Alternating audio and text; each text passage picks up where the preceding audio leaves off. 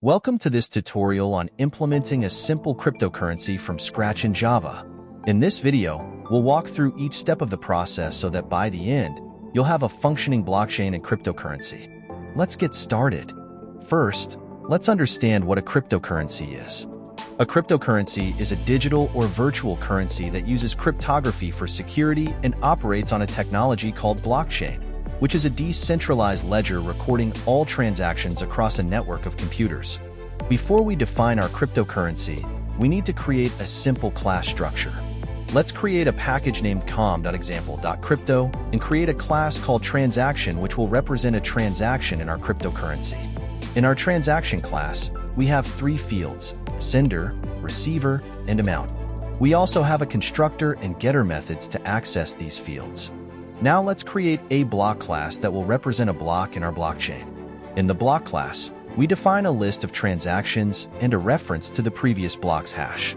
We also include a method to add transactions and a method to calculate the hash based on the previous hash and the current timestamp. Next, let's create a blockchain class that will manage our blocks. This class will be responsible for adding new blocks to the chain and ensuring the integrity of the blockchain. In the blockchain class, we initialize a list of blocks and add a genesis block when the blockchain is created.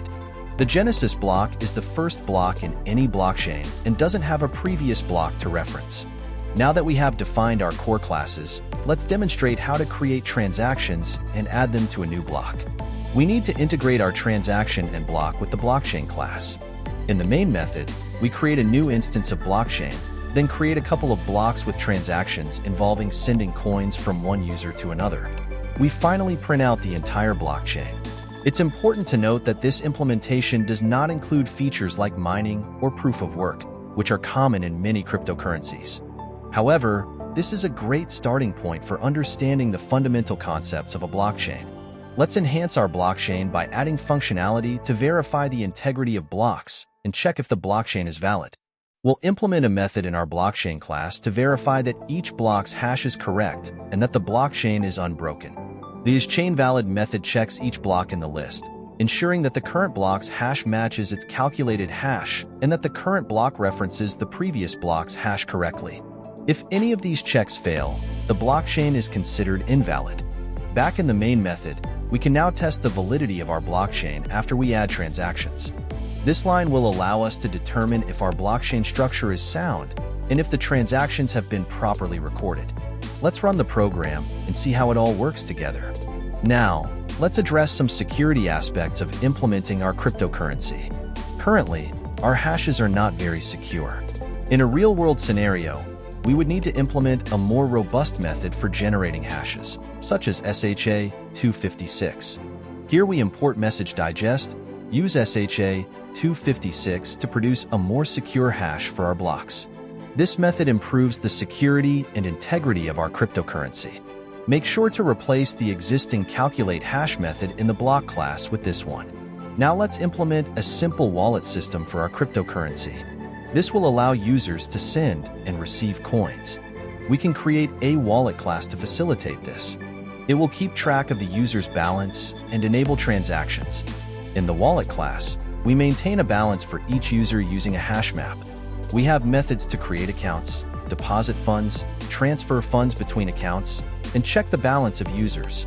This makes managing user accounts simple and straightforward. To use our wallet system in the main method, let's create a new wallet instance and demonstrate transactions between users. This code demonstrates creating accounts for Alice and Bob, depositing initial amounts, and making a transaction where Alice sends coins to Bob. Running this will show the balance changes after the transfer. As we continue developing our cryptocurrency, you might want to add advanced features like transaction fees or creating a mining mechanism for generating new coins. These features would introduce more complexity but greatly enhance functionality. To summarize, in this tutorial, we implemented the foundational aspects of a simple cryptocurrency using Java. We created a transaction class, a block class, a blockchain class, and a wallet system. These components give you a good understanding of how cryptocurrencies operate fundamentally. Thank you for watching this tutorial. I hope you found it valuable in understanding how to implement your own simple cryptocurrency. If you have any questions or suggestions for future videos, feel free to leave a comment below. Don't forget to subscribe for more programming tutorials.